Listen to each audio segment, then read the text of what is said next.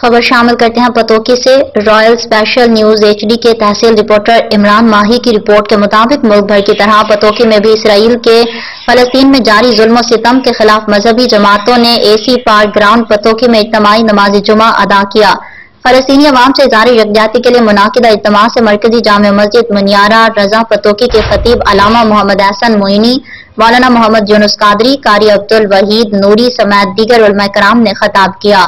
اس موقع پر فلسطینی عوام کے ساتھ مکمل یکجہتی کا اظہار کیا گیا اور اسرائیلی مصنوعات کے بائیکاٹ کا اعلان کیا گیا۔ اجتماعی جمعہ میں مرکزی انجمن تاجران سٹی پتوکی کے صدر حاجی محمد ارشد، گولڈن چیئرمین حاجی محمد آصف سعید، سینئر وائس چیئرمین حاجی محمد اسلم، وائس چیئرمین جاوید صدیق، پروفیسر محمد اکرم جاوید سمیت تحصیل بھر کے علماء کرام، تاجر برادری، صحافیوں، وکلاء اور شہریوں نے شرکت کی۔ ہر خبر سے باخبر رہنے کے لیے دیکھتے رہیے رائل اسپیشل نیوز HD۔